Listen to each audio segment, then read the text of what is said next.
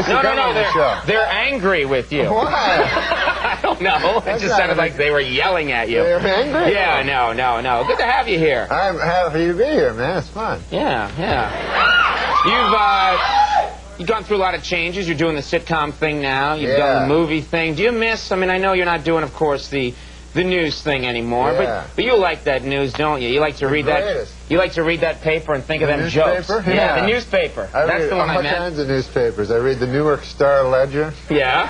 And the that's about the only one I read. But no, I like reading the news. But now I find it boring because it's like they're not. You know, the president's dirty sex isn't in the news anymore. You know? Right. And I love that, man. That was the greatest. And now... That's why you read the news, to find some of the dirty sex. Right. And now it's like, you know, now because all the Americans, you know, they said, oh, we don't want to hear about that anymore. We want to get back to the issues. You know, we want to start talking about them issues. You know? Uh-huh. And then I've never in my life heard anybody talking about issues. You know what I mean? Like when this sex thing was going on, I heard everybody talking about it, but I've never gone into a room, 3, 4 guys talking about the deficit. You know what I mean? Never happened once? I've had a conversation about, every time, this is my conversation about the deficit, I'll say to my buddy, I'll say, hey, you know the deficit, what the hell is that anyway? Right? And then my buddy will go, I don't know, something about But when it was about the dirty, dirty sex, that gave you a chance to talk politics. Isn't that what it's all really about?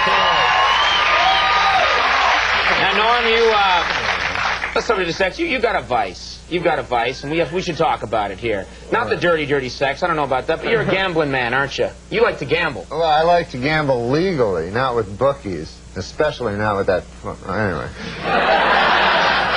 What the hell almost happened there? You must have had a little meltdown there. No, I don't like bookies anymore. But anymore? I never liked I don't like the mafia anymore. No, but the thing is, I like to go to Las Vegas and Atlantic City. That's a beautiful town, Atlantic City. Yeah. And you guys from Atlantic City? No. I just wanted to shout. Okay. So, yeah, like I went to Vegas a couple weeks ago and a funny thing happened. Hey, Andy. Hi. And a funny thing happened there in Vegas, right? I go there, you know, to gamble. I meet a couple of midgets, you know? Couple of midgets? Yeah. Little people, I call them. Well, I don't think of people as little people. Yeah, your word's better. Yeah. Go ahead anyway. You meet a couple of midgets. I know a lot of people in show business talk about the little people. Right. But I think everybody's the same. The midgets, the regular people. Okay. You know? We're all human beings. We're all human beings. That's good. That's good. You have a good attitude. Some of us are, you know, short and have weird big heads. So, anyway, these guys. That neck went out there for a second, but it's better now. These 2 midgets, man, they were the funniest dudes. And one of them was telling me that him and his buddy decided to get a couple of prostitutes, you know, because midgets, they can't have sex very much with the women, you know. And, so they say, we'll get a couple of prostitutes. I didn't know that, but okay. Yeah. So they say, let's get a couple of prostitutes, right? So the other midget goes, hey, man, that's great. So, what are they, Cheech and Chong? Like you're 2 midgets, like, hey, dude.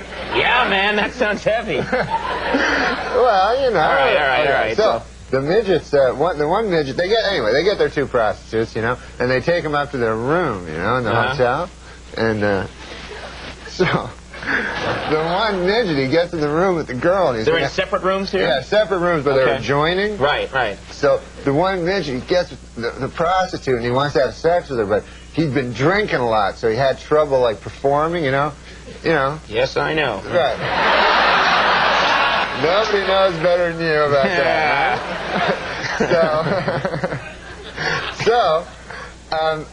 The one midget, he gets in with his girl, but he's too drunk to perform, and he feels real bad, right? So then, this is what the guy's telling me, the midget. He goes down, then afterwards, he says, okay, get out, you dirty whore, you know? He blames her, you know? Right, blames her, yeah. Okay. So she leaves, And then he's feeling all bad, so he listens with a glass to the next room where his buddy is with his prostitute. Right. And he hears, like, in the next room, he hears, 1, 2, ah! 1, 2, ah! 1, 2, ah! 1, 2, ah! Right. 1, 2, ah! Right. Stop doing it. Yeah. So he goes, oh, that dirty, dirty midget's having some fun sex over there, you know? So... He calls him a midget, too? Yeah. But he's a midget. All right, whatever. So he feels bad, you know? Right. And the next day, man, he meets his buddy midget at the coffee shop. He goes, and the guy goes, hey, man, how'd it go last night? And the one guy goes, oh, man, it was horrible, you know? I was too drunk. I couldn't perform with my prostitute. He goes, but it sounds like you had a good time. And then the other guy, midget, goes, what, are you kidding? I couldn't even get up into the bed.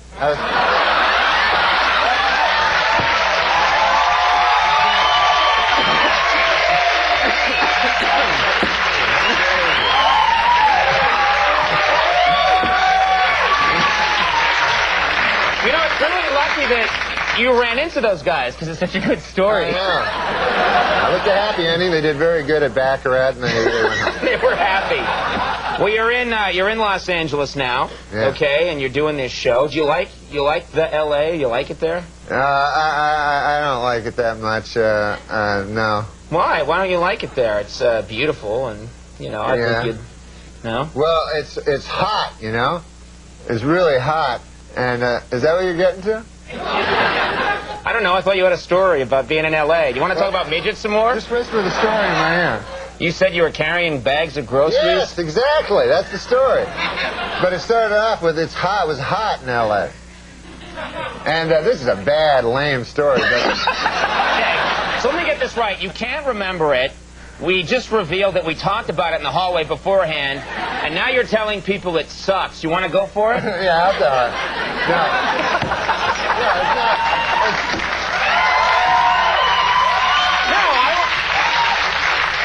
It's not that. I want to see him do it now. Okay. So this is set up a lot. You're going to make me cry. Yeah. I believe this is all spontaneous. Sorry, Junior. You don't like L.A. because it's hot. I was talking to Andy before the show, and apparently I made a mistake one time in the show where I intimated that maybe Andy was into gay porno. You remember that? I didn't, but now I do, yeah. Which he's not into, and I never meant to intimate that he was gay in any way. Right. Just that he had an obsession with watching gay porno. There is a difference. Of course. Everybody loves gay porno. Right, exactly. Right. Yeah. What's not to like? So anyway, baseball. So I said, I'm sorry. He said, you know, I said, I'm sorry about that. Right. And I said I would never mention again his alleged obsession with gay porno. Right. And I won't. But anyway.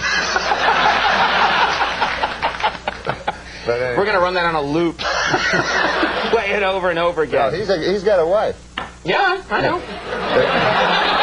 Yeah. What are you talking about? I know that. Have you ever met her? Yes. Okay, good. What are you talking about? She does exist. She does exist. She exists. Yeah. That's what I'm trying to tell the people. I don't want them to think that Andy's into gay. And there's nothing wrong with being gay.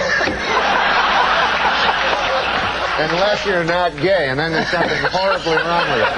That's when it goes awry? Yeah, that's when it's the worst thing you could be is gay when you're not gay. Right. Yeah. It's all a misunderstanding. Yeah. I mean, even a lot of gay guys don't want people to know they're gay, let alone straight guys, right? You lost me there. Yeah, some do, yeah. Some guys who are, wait. They call them secret gay guys. Exactly, yeah. Yeah. They pretend like they're not gay guys. Let's call them... Who calls them secret gay guys? Look out, there's a secret gay guy coming down the street. What, do they walk around like that? Where do you get this stuff? No, you're the worst. No, because it's not visible. You can't visible, tell. Right. It's not like if you're a midget, you can't pretend you're not a midget. Okay. Now, you know what was beautiful? The way you brought it all around again. Well, I'll tell you something, though. When I was a kid, and I'd be hitchhiking, and I always hitchhike home when I was a young kid. Yeah. And the only guys that would pick you up to hitchhike were these old secret gay guys. And they drive in their station wagons, right? So that you knew they had a family. And then they get in the car, they go, come on in there, buddy. And so you'd be doodly-doo. You just want to get home. You weren't going doodly-doo. You just want to get home. And then they throw, like, subtle hints, you know, like they go, got some beer in the trunk. There you go. No, so Bob Dole picked you up.